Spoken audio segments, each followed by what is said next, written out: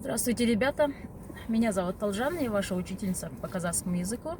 И сегодня я хочу вам рассказать, как можно сказать по-казахски такие простые выражения, как «я ученик», «ты учитель», «он доктор» и так далее.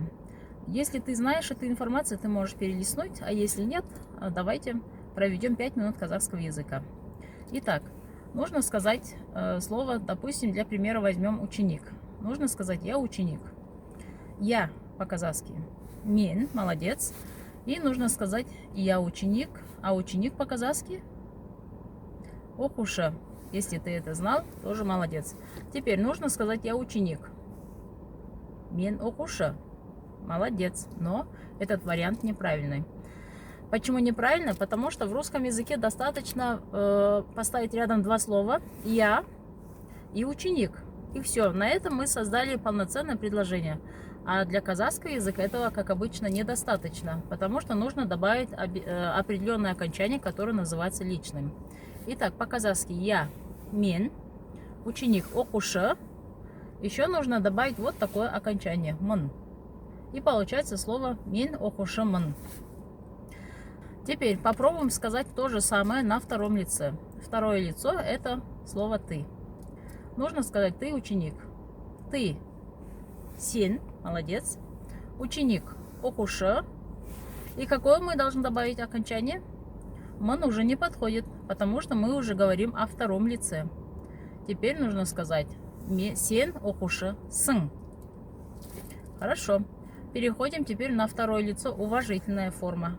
Так мы обращаемся обычно к старшим людям или к незнакомым людям. Вы ученик. Вы сіз, ученик, окушы и окончание сіз. Сіз окушысыз. Теперь третье лицо. Он ученик. Это самая легкая форма, потому что здесь уже нет личного окончания. Он, ол, ученик, окушы. Окончания нет.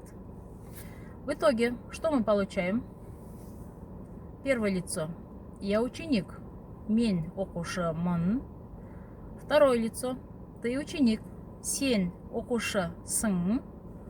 Вторая вежливая форма. Вы ученик. Сіз окушысыз. И, наконец, третье лицо. Он ученик. Ол окушы.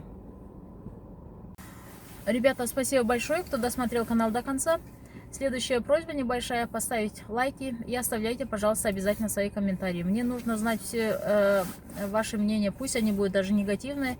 Я должна знать, в каком направлении мне двигаться, и чтобы таким образом канал вам будет приносить еще больше пользы. И, пожалуйста, делитесь этим видео своими друзьями. Спасибо огромное. До следующих встреч.